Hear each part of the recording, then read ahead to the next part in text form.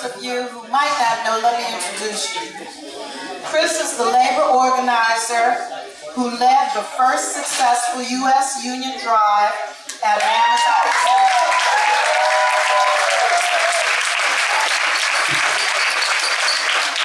He grew up in New Jersey and was hired by Amazon in 2015 at Amazon's JFK 8 Fulfillment Center in Staten Island. He co-founded and served as the first president of the Amazon Labor Union, a grassroots independent union unaffiliated with the AFL-CIO. And for those of you who know a little something about labor, that's a big deal in the American labor movement. For somebody to actually organize a workplace without the help of any traditional American labor union and unaffiliated without the help and guidance of the AFL-CIO. It's a huge feat. How many of you here are in a union or have been in a union? Okay, so you know what I'm talking about. It's a big deal to have organized an unaffiliated union and to have won that election. And Amazon put up over $14 million to fight that campaign. And so he still won.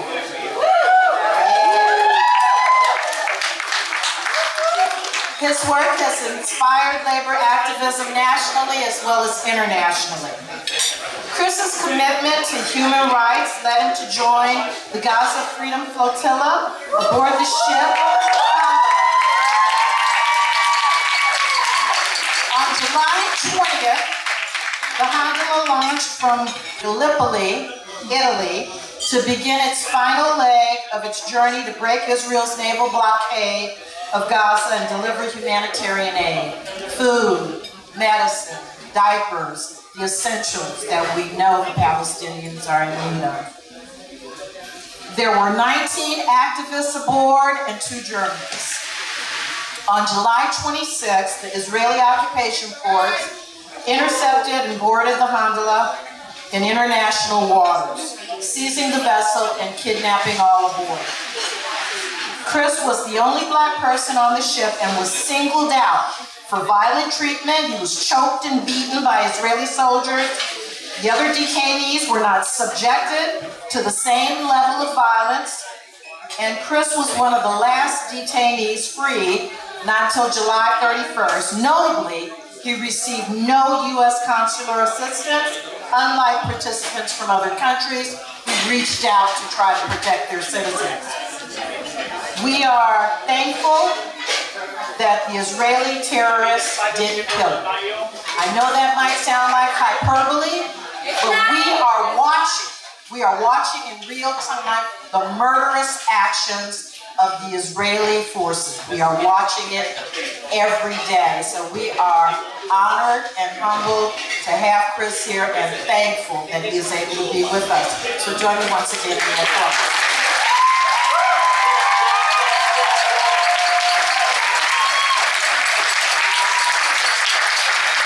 So, Chris, we're going to get right into it.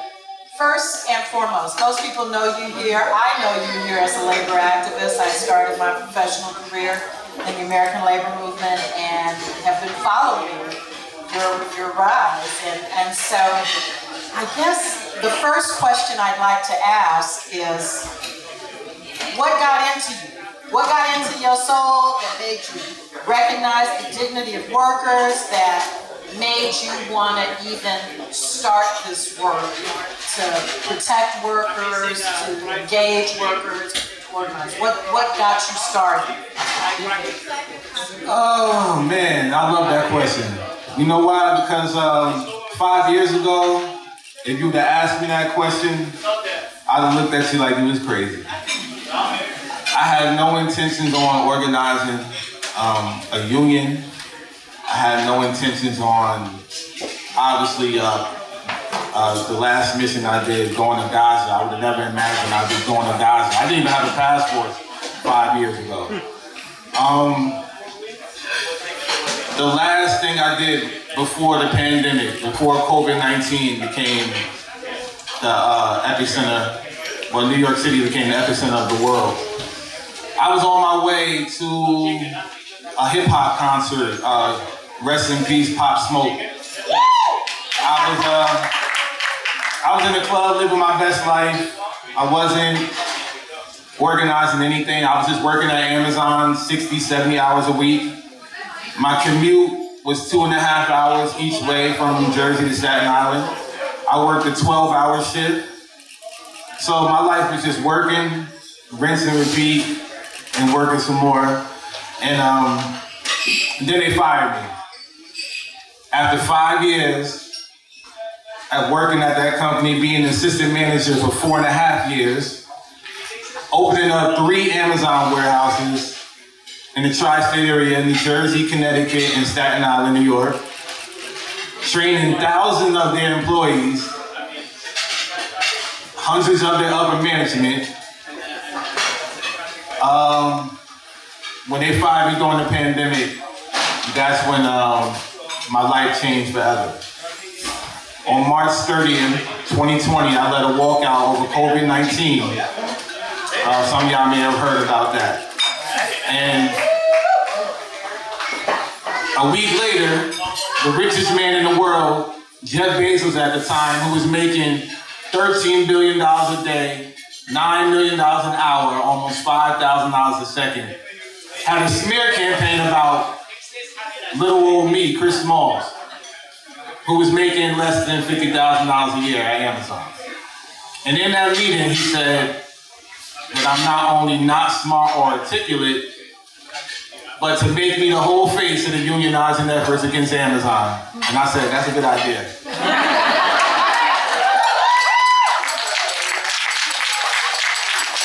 So from that moment forward, I knew I wasn't gonna get no legal justice. Letitia James, the attorney of New York, she took my case up. That case got dismissed. But organizing is something I was naturally good at. I was an assistant manager at Amazon. Actually, most of their principles is what I actually use to organize. One of them is disagree, have a backbone, and commit. That was my favorite slogan from Amazon because I disagreed, I had a backbone to stand up, and I committed myself to seeing the change that was necessary. And they don't want you to use that principle against them, but they have it all over the walls in the warehouse. And there's 14 other principles as well. And when they fired me, remind you, New York City was the epicenter of the world. People were dying every 15 minutes. I have coworkers who died at that building. You know, Amazon workers shouldn't have been delivering nothing during the pandemic, especially before the vaccine. We were not essential workers. And to know that they gave me a piece of paper and I was the only car on the highway, I knew that something was wrong. And then when they fired me, after I led the walkout, they only fired me to create fear and doubt in the other workers. They wanted them to not organize the way I was. So I said, you know what, I'm going to continue to organize. And that's when I founded my nonprofit, the Congress of Essential Workers. So a year and a half before the Amazon Labor Union, we traveled to every Jeff Bezos mansion that we could find in America. So we've been in DC a few times, and y'all know he got a $28 million mansion right over here. Oh,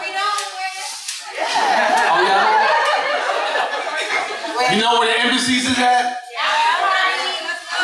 So Jeff Bezos, his mansion's over there where the embassies is at, and you know, every time we protested there, we were surrounded by 23 other police officers that they have over here. Secret security, whatever. And we did that for a year and a half, from Washington, D.C. to his $200 million mansion in Beverly Hills. And then we were paying attention to the campaign in Alabama, Bessemer. We drove to Bessemer, we learned from them, and then we came back and we started the Amazon Labor Union. On April, no joke, our birthday is 4/20. On 4/20, 2021, we started a campaign of the Amazon Labor Union. The same brothers who walked out of me with Amazon on March 30th, they were the ones who helped me create the union. And for over 300 plus days, I started an encampment outside of the building that fired me. For 11 months, talking to people, signing people up, and then ultimately defeating Amazon, becoming the first union in American history. So, you went from being a warehouse worker at Amazon to being this globally recognized human rights activist, right? So it's well known, and I've shared it here today. You just shared it that you came to the public consciousness as a successful organizer, labor organizer. You were recognized by Bernie Sanders. Biden invited you to the White House. Organized labor, although they did not help. Although they didn't help you organized labor and lifted you up. You know, oh, he's the new face of the American labor movement. Look what labor can do, right? That was you. Yeah. So you came to our consciousness in that way. But I guess I'm curious, and I want you to talk a little bit about how'd you move from being that to this human rights activist? What kinds of things influenced you? Was there a mentor? Did you start reading about the history of workers? Or was there a particular story or event that moved you to link the labor rights struggle with the human rights struggle? Yeah, there was there's several things. One was me getting a passport. You know, at 33 years old, I got my passport. And do y'all know that 70% of Americans don't have a passport? So, let me tell y'all, when you leave the country, you'll see what we're missing here. And I've been fortunate enough to have been to, in the last 3 years, to 29 different countries. And I've met some presidents in other countries a lot more notable than the ones we have here. And when you learn different governments, when you learn about different union history around the world and the international solidarity that we once had here, that we no longer have, and when I realized at 33 years old that I'm the first American president to go to France and meet with the Communist Party, and when I learned that I'm one of the very few to go to Cuba and meet with the people of Cuba, and when I learned that when I went to Greece in the Middle East and I learned the trade history movement about how they have a relationship with the Palestinians from the very beginning, it's a no-brainer, you know. All of the things, all the struggles are connected. And labor connects everybody because no matter what, if you're a non-worker or unemployed or non-union, at the end of the day, you're still a worker. So the labor movement is really everybody in the working class. Right. Well, what a lot of people don't understand is if you don't own it, you're a worker. I don't care if you're a doctor, a lawyer, I don't care what kind of work you do. If you don't own those means of production, you are a worker. And you should stand on the side of the worker. So I don't know who needs to hear that, but just so you know, you are a worker. So labor rights is what led you there. You see, you got your passport, and as a union president, you were able to go around and meet other union folk, people who are doing this work. People, do you believe unions, just here in general, can be effective vehicles for advancing peace and justice in the world? Looking at our movement as it is now, and I gotta say, you know, it's been disappointing. It's been disappointing to watch the American labor movement's lack of engagement. around the current genocide. I'm reminded that it was labor that introduced me to the South African genocide. It was a coalition of black trade unionists that stood in front of the South African embassy every day for us to be informed and be aware. I don't see any of that today. So you help me understand what unions can do if they can be effective vehicles for advancing peace and justice in the world. So the answer to that question about if they can is absolutely yes. For sure, they can. But here in America, we got a problem. As you mentioned, yes, when I defeated Amazon, all of the major unions, they made me their keynote speaker. They invited me to their houses. I met plenty of union presidents, union leaders, you can name them, I met them all. But union density in America is in the gutter. Less than 10% in the public sector, less than 6% in the private sector. So the labor movement is small. That's the reality of it. Know why? Because I've been to a country like, I think you heard of Sweden, right? 90% union density. Denmark, 90% union density. All the Nordics, 90% or better. Even our sister or brother, Canada, 30%. They have a little bit better. We have 6% in the private sector. Nobody is really in the union. So that does fall on the faults and the backs of big labor, who's been in power. Some of these unions have been around for over 100 years. And even the labor movement, when I got catapulted into the labor movement, and I met some of these unions, you know one thing I noticed? There ain't that many black presidents. All white men. So, how many black presidents of international unions do you know? If you only know Chris Smalls, that's a problem, right? So, I realized that even the labor movement hasn't been as inclusive as it should be. A lot of these executive boards are not as diverse.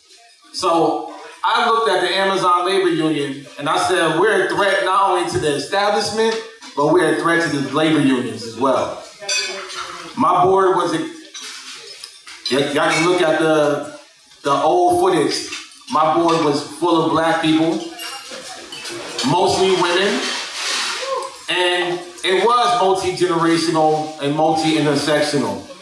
And a lot of these major labor unions do not have that representation. So that's one issue. And now we have the threat of artificial intelligence. If these labor unions don't get their shit together, in the next few years, artificial intelligence is going to wipe out more than 50% of American jobs overnight. So what we have been seeing for the last 6 decades is the decline of the labor movement. Even with our victory, and even Starbucks workers, Trader Joe's, Apple, all these new unions, all these new victories that we have, they're good, but they're not benefiting the entire mass. Labor history needs to be taught in our classrooms. Absolutely. At a very young age, elementary school. I'm going to elementary school, and they're telling me Jeff Bezos is a bad man. We're doing something right. But we need, instead of teachers bringing in police officers and firefighters on career day, we need labor unions and activists to go there like I've been doing. And the education needs to be taught not just about labor history, about the civil rights history, but also about Palestinian history as well.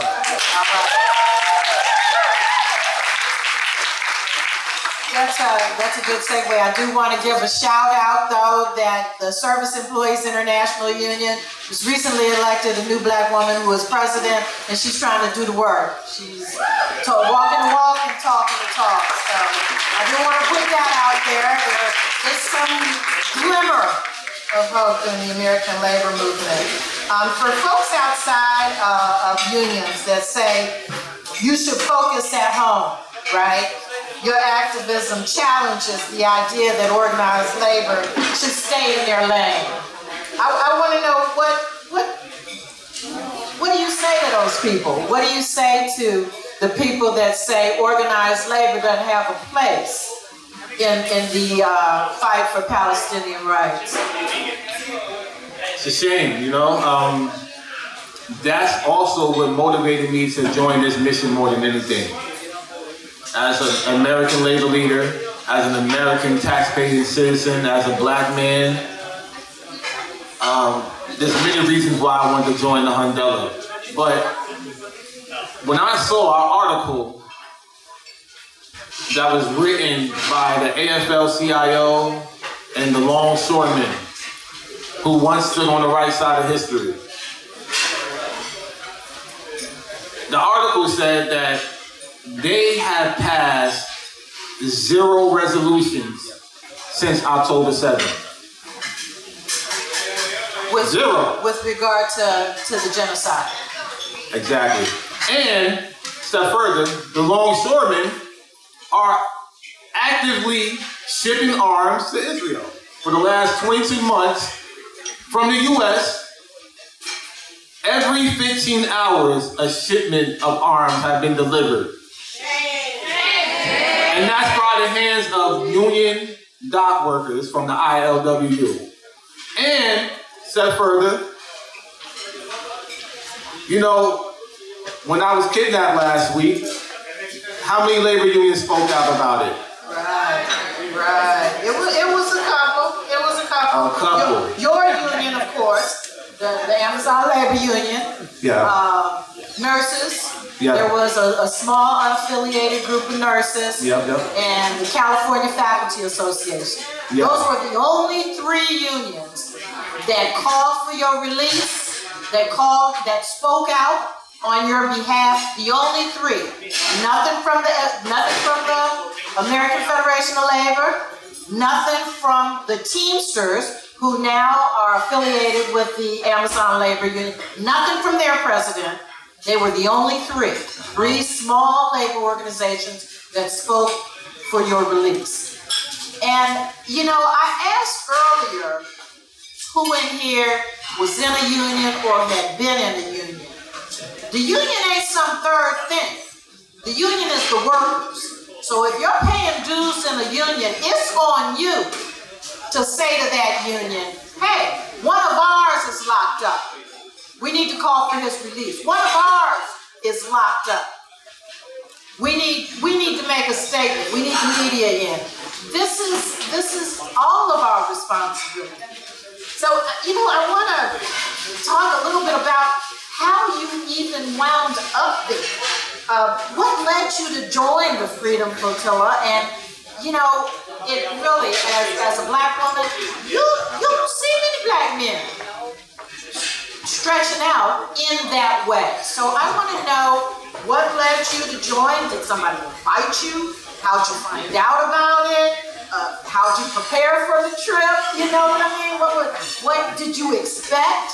You know, so tell us a little bit about how you came to be on the show. Like many others, you know, we were all tuned in to the Mad Lean with Greta Thunberg and Thiago and Yasmin. Some of them I met in my past travels, and some of them I knew just from social media.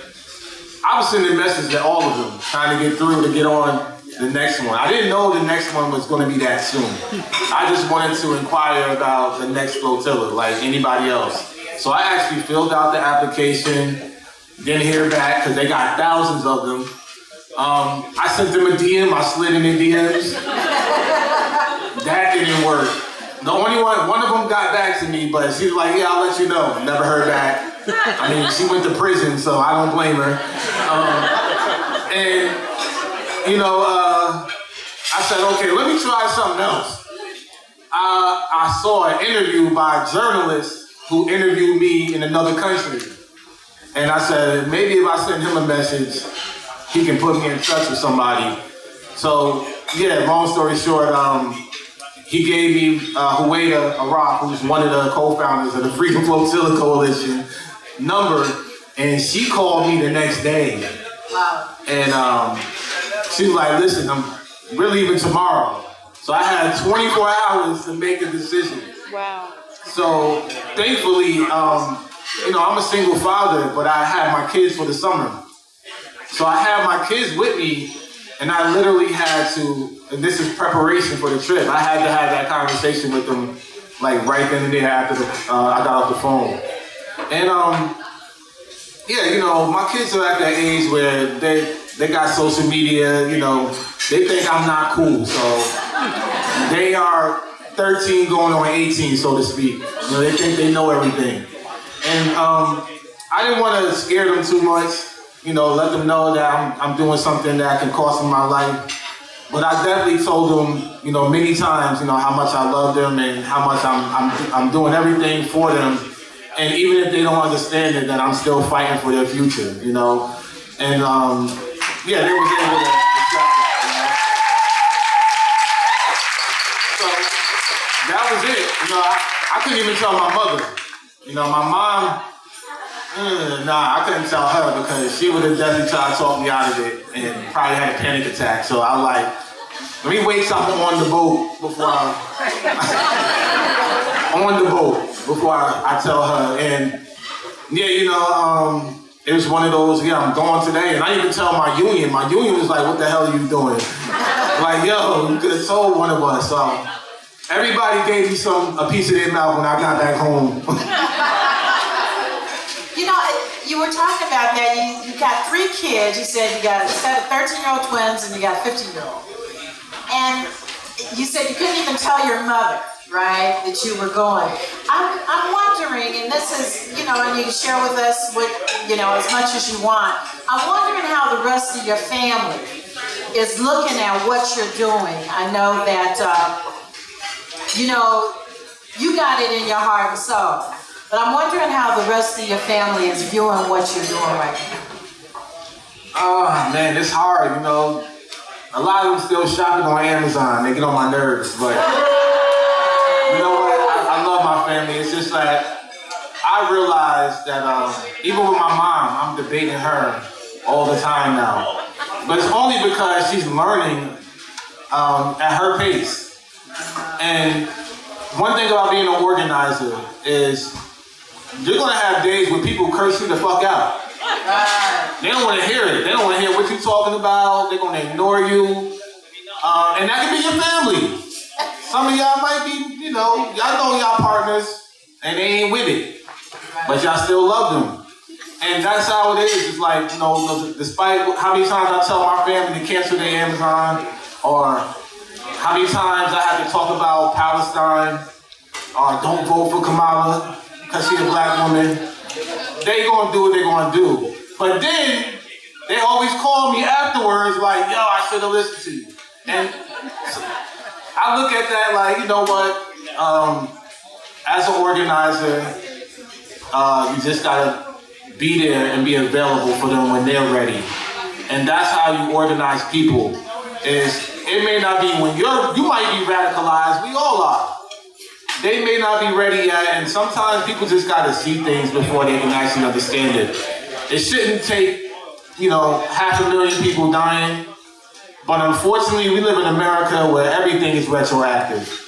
And things gotta get worse before it get better. We already know that, unfortunately, and hopefully we can fix this problem sooner than later. But we all gotta do something about it. I think that's an interesting point you made. You meet people where they are. That's how you organize. You meet people where they are, and people come to what they can in their own time. I know that part of what you talked about in the American labor movement is, the lack of diversity. We got that one shining hope in SEIU. But most of the presidents are, and we got the leader of the FLCIO. There's a woman leading there. But most of the union leaders are, in fact, white men still. You talked about the ILWU being an organization that they're working the docks. They're shipping the arms out. You know, it was, I would say probably about 30 years ago, ILWU used to be one of the unions that you could depend on to be progressive, to stand for working people, not only in the US, but around the world, you know. That's all gone. As a black man, I'm wondering, we already talked a little bit about your mistreatment by the Israeli occupation forces. That you were treated more harshly than others, you experienced more violence than others. How did that shape your understanding of anti-black racism and repression, kind of in an international context and based on what you've experienced here in the U.S.? In my 5 days in Israel prison, I've never, in my 37 years here in America, experienced that much hatred, racism, and bigotry. That's how bad it was. That's saying a whole lot. Because every person I encountered, from the IOF to the immigration authorities to the prison guards, they had such a hatred that it just resonated from them. And you know, I don't understand Hebrew, but I know body language and expressions. And what they were saying to us was very disgusting and derogatory. I could just feel it. And it wasn't no coincidence that I was one of the last to be let out. Me and my Arab brother had some. They tried to weaponize the food against us because we were on a hunger strike. They would set food in front of us. They raided us twice with the raid unit. They were armored up, coming in 10, 12, knowing we wasn't smuggling anything, back to back, 2 days in a row, stripping us naked, trying to humiliate us. And then they would just lie to us every day. Every day they would lie to you saying, you're going home, you're going home, you're going home, knowing that we weren't going home. They would even make me get dressed and then close the door in your face. So they would do these type of things, and I knew that they were trying to break me down psychologically.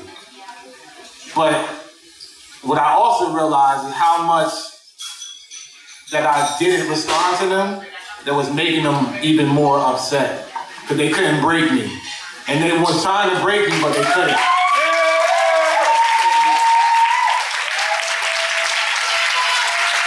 Despite all of the things that I went through, the whole entire time I'm thinking about, this is only a fraction of what Palestinians have to go through.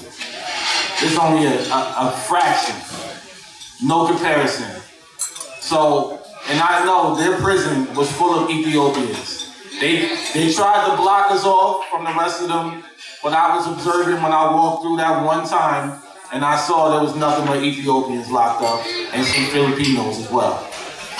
So, it's not only systemic over there, also over here in America as well, as the U.S. Embassy did not show up for any of us. So shame on them as well.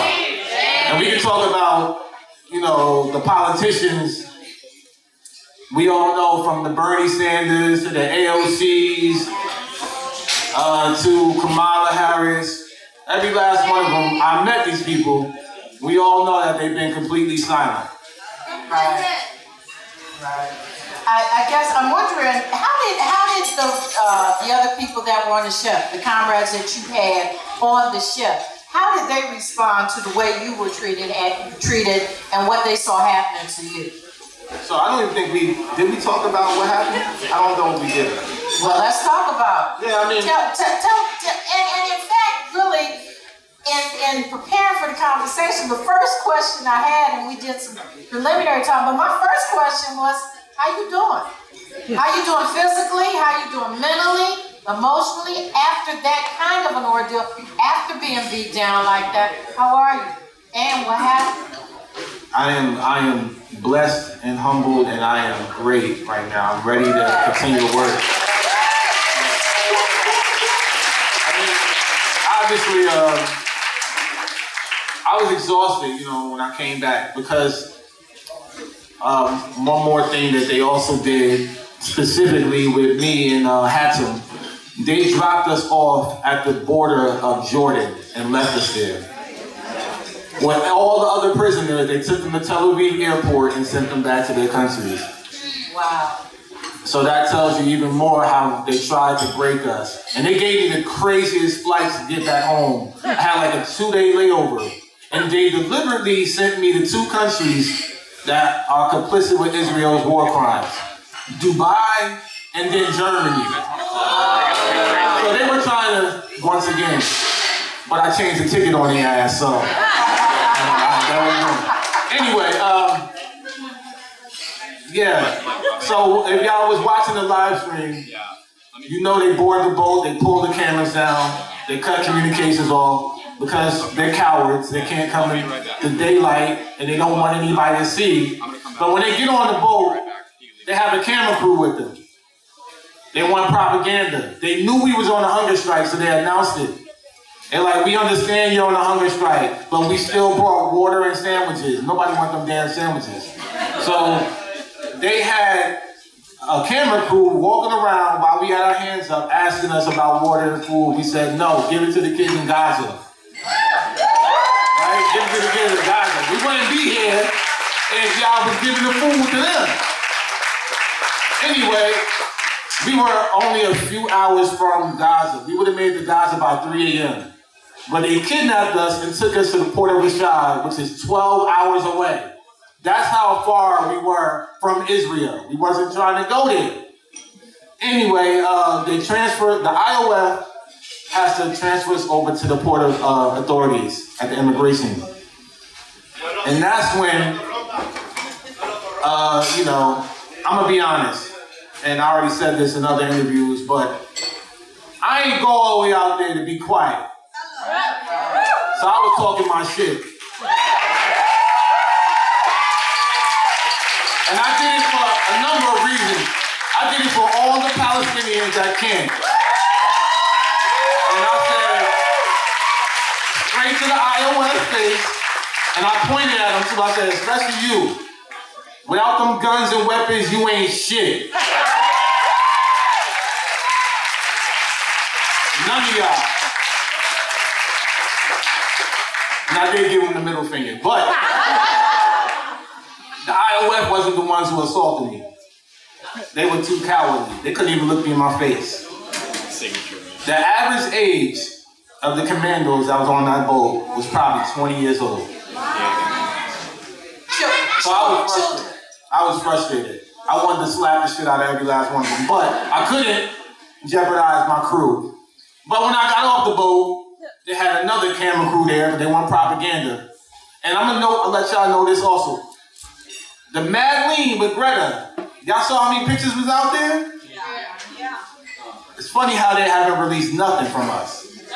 Because right then and there is when another camera crew came in our faces and I gave them the middle finger and I said, I don't consent to this. And that's when they called over the 7 authorities and threw me to the ground. They needed 7 of them. And 3 on each side, while they put their knees in my back, they twisted both my arms behind my back. Then they lift me up, and one was pulling my chain, choking me, and pulling my head back. They were telling me to shut up repeatedly. They took me to a separate room. They threw me up against the wall, face first. They threw me on the ground, and then they sat me in a chair and guarded me with 5 guards the whole time, separate from the rest of the crew. So, what I did here, when you're asking me about what they were doing, I heard some of my crew members yelling, I'm here with you, Chris, we're here with you, we're right here with you. And they were in the next room, and I heard them continue chanting, like, where's Chris? So they were trying to find out where I was, even though I couldn't talk, and they had me guarded. But they kept me separate from everybody else throughout that whole entire process until we got to prison.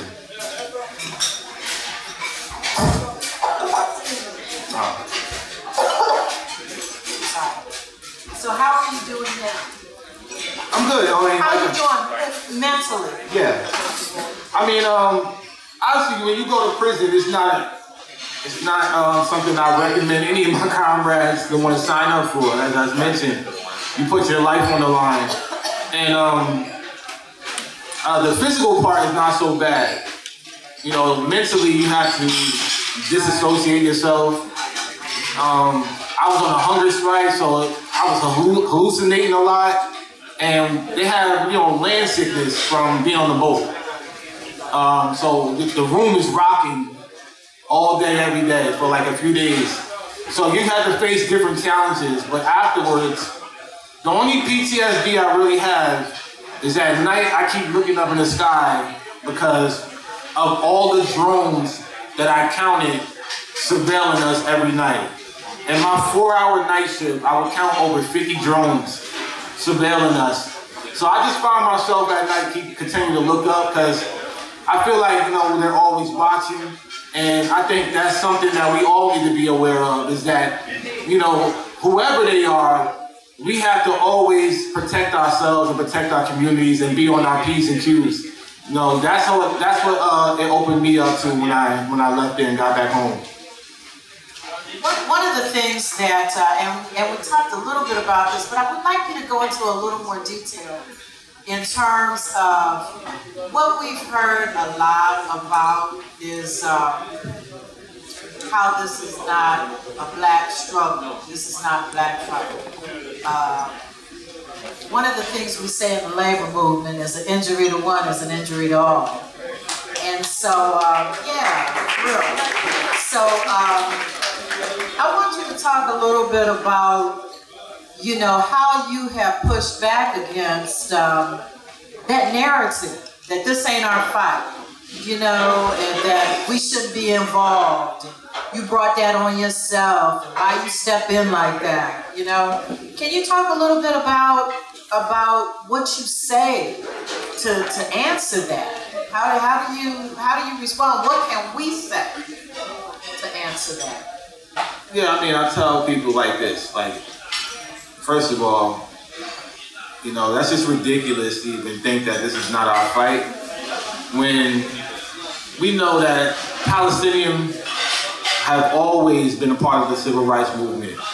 And we can thank that woman right there, Angela Davis, who gave an amazing interview that I can check out of how Palestinians have always stood side by side with the black community. We can look at Malcolm X, who always talked about Palestinian liberation. Nelson Mandela, another one. And so on and so forth. Me, as a labor leader, as a black man, I tweeted a week before I was going that if I have to be the black man to do it for the culture, so be it, I'm going to do it for the culture. Because we got to talk about how, first of all, how does capitalism thrive? They put us in boxes. They try to divide us, create fear, and create doubt.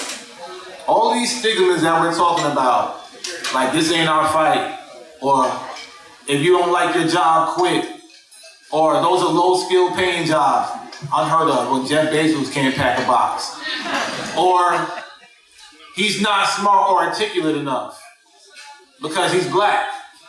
These are stigmas that wasn't created by us.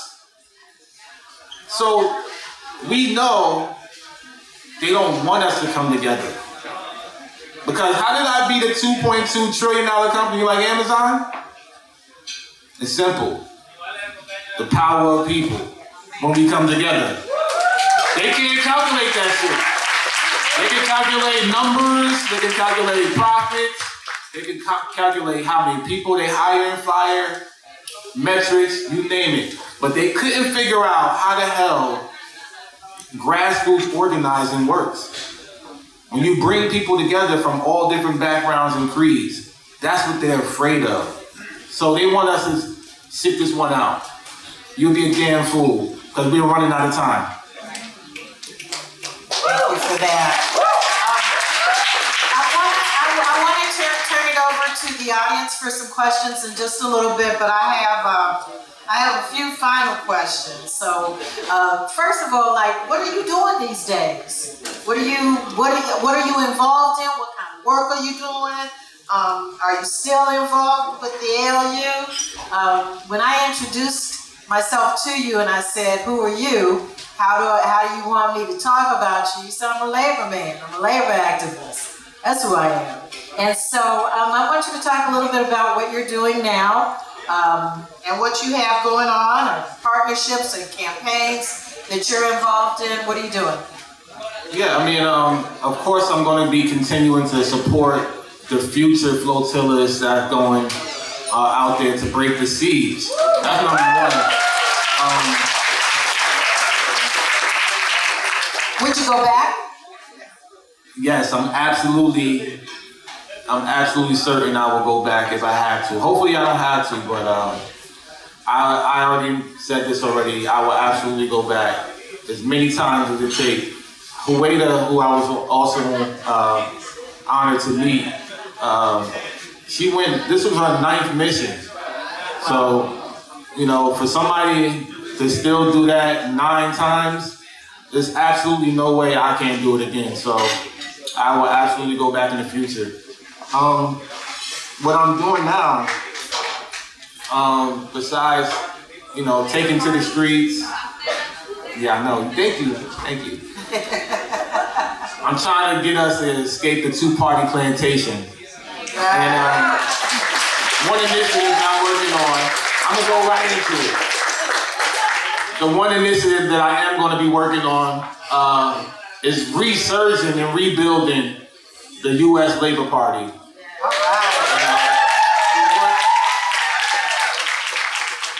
We once had one. For those who don't know, we once had a Labor Party in the U.S., but it dissolved in the 1970s. Because the 2-party system did what they did. They killed it. We can't allow this to happen. So the Labor Party that I'm building, I'm pretty sure if you're a socialist, you're a Marxist, even if you're a communist, this is the party that you want to look into. And you can check us out on our Instagram and our webpage as well, uslaborparty.com.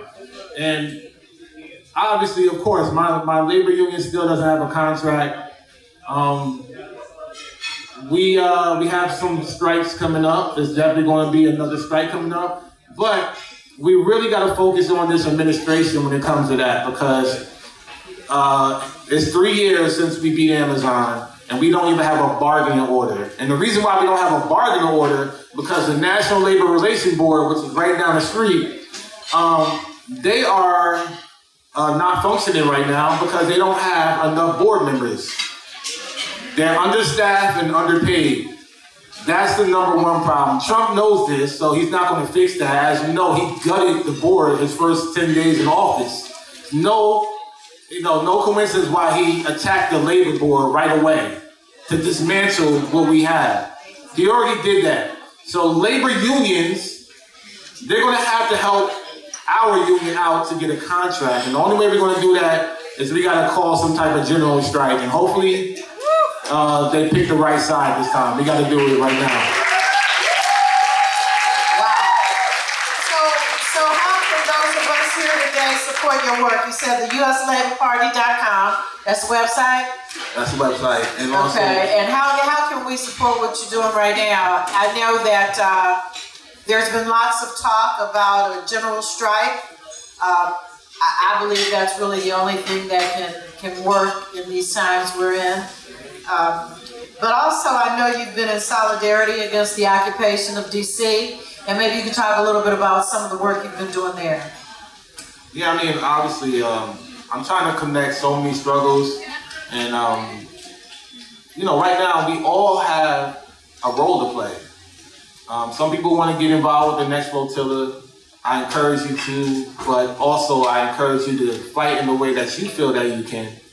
Whether that's taking to the streets, whether it's occupying, whether it's starting encampments, disrupting, even if you're in the union, disrupt them. They got to talk about Palestine more. Whatever it is, you got to do it right now. And, to get involved with me, just give me a call. I show up for the people. Y'all showed up for me. I saw some of y'all at the airport, my sister Afeni. And And that's what motivates me to continue going, is when I can do work with the everyday people that's fighting hard for their communities. Because that's what's going to save us. There ain't no cavalry coming for us. These politicians are not our saviors. They're not. So we got to get organized now. And y'all already know, we fight back, we win every time. Thank you for that. So, okay, we're going to turn it over to questions. Andy has the mic, so before we get to that, I want to say that Chris has been generous enough with his time to answer questions, so we want to keep your questions brief rather than statements, and he'll answer as many as he can. Chris, I wanted to ask you also, because you were earlier, before we got here, you were at the media encampment that's taking place. There's a media encampment. You all know that it's in front of 400 North Capitol Street. It's in front of all the media, C-SPAN, NBC, Fox News, ABC, all those major networks, so-called legacy media. The legacy is going to be genocide, I have a feeling.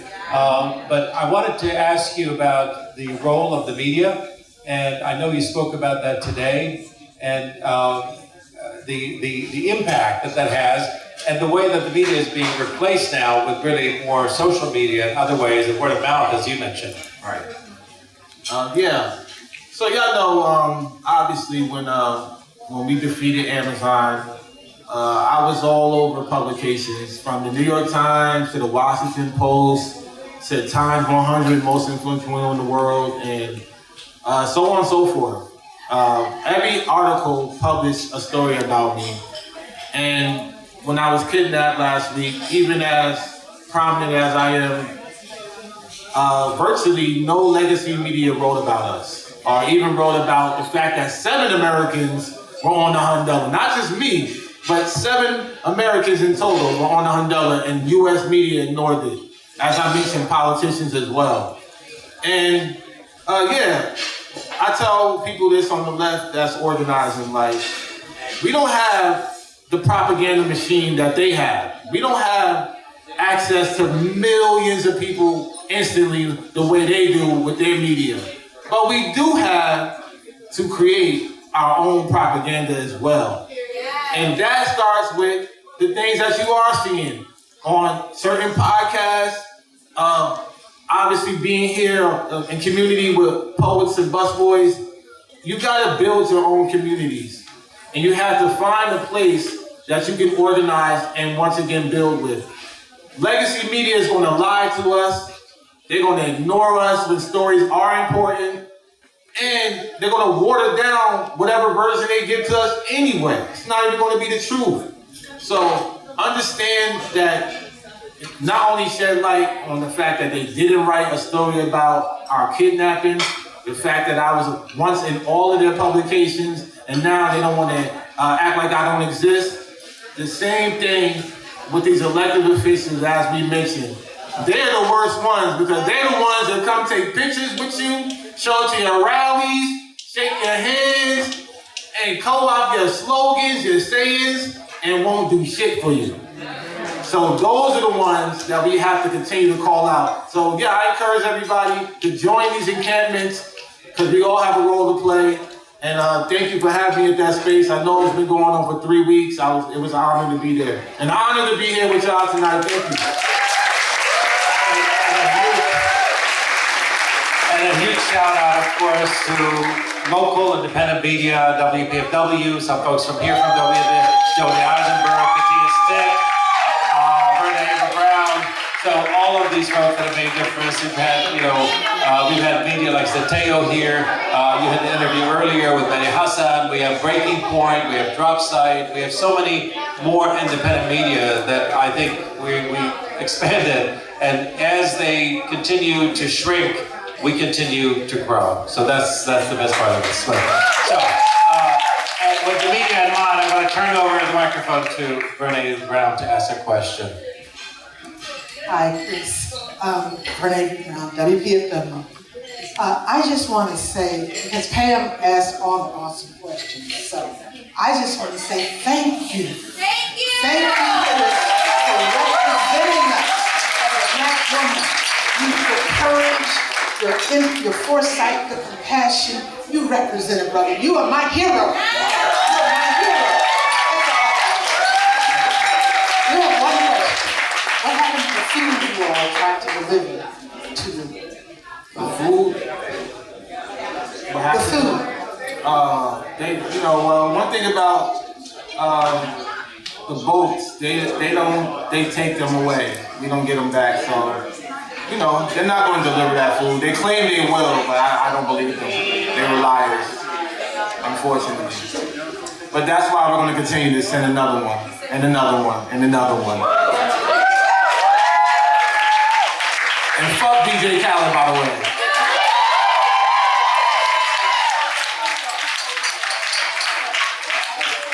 But we are going to send another one. So Andy talked about the media. I think it's important to mention the way that we can continue to get real, true news and information is we have to support those organizations. PFW is in a fundraiser right now. If you can send them any money, send them some money.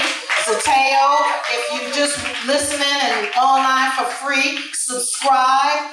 These are the ways that we can help. Chris mentioned, no, everybody can't protest, everybody ain't gonna be on the front line, but if you got $5, since you don't have your Amazon anymore, send it to PFW, send it to Zateo. Support those media outlets that are giving us real, true news and information.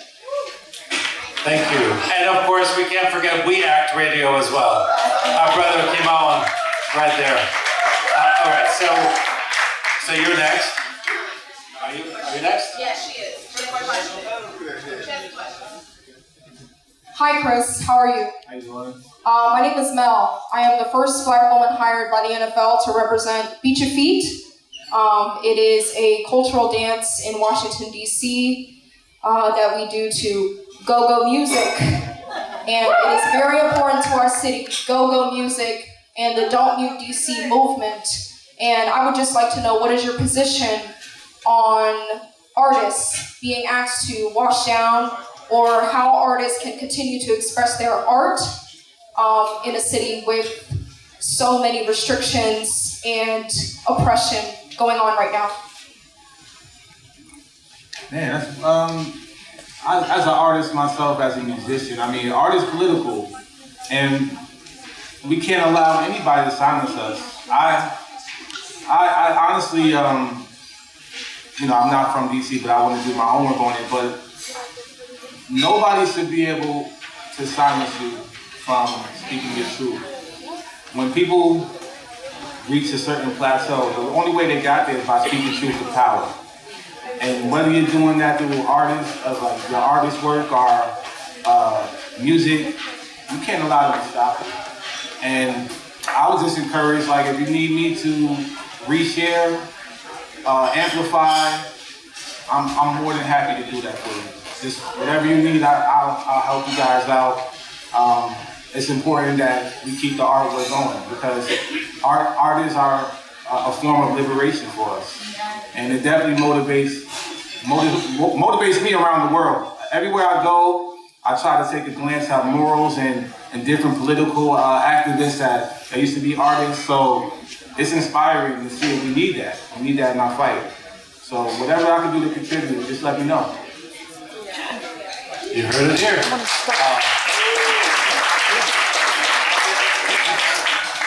Hi, my name.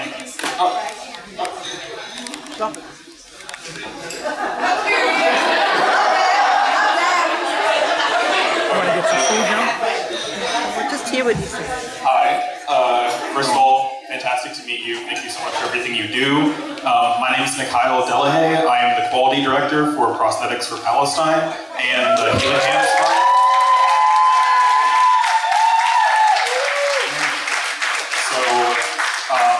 First of all, the work that you've been able to do is inspiring in our group chats, the work that we're doing every single day.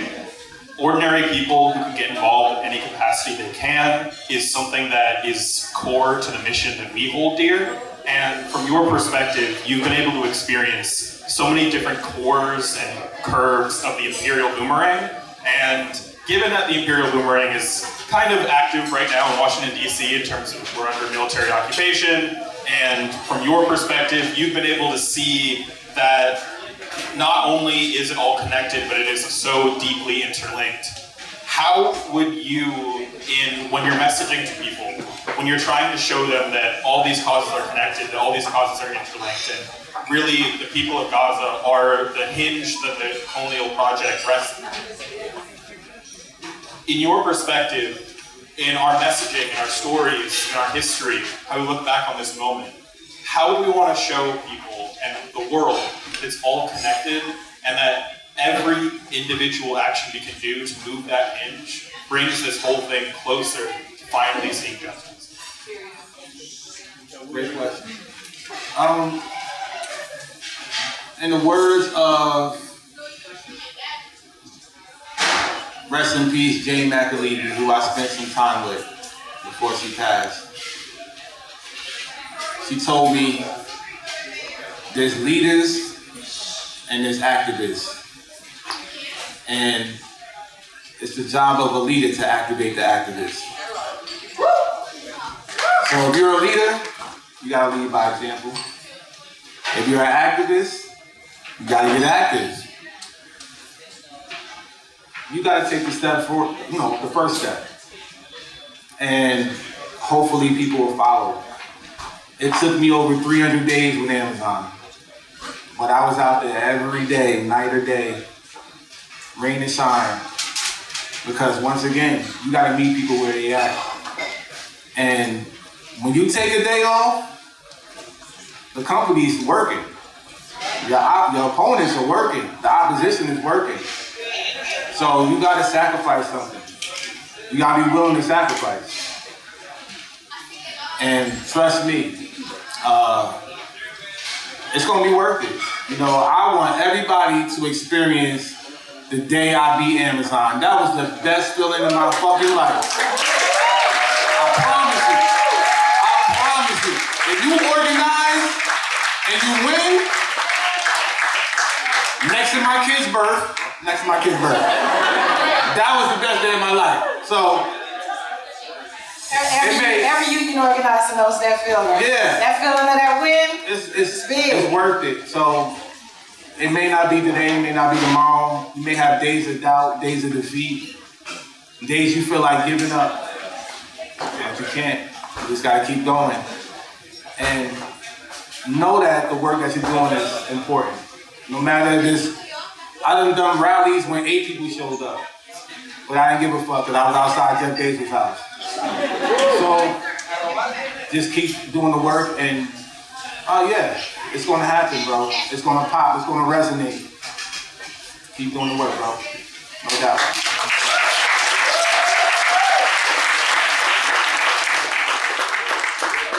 And I'll also help you. If you need my help, call me. Absolutely. No doubt.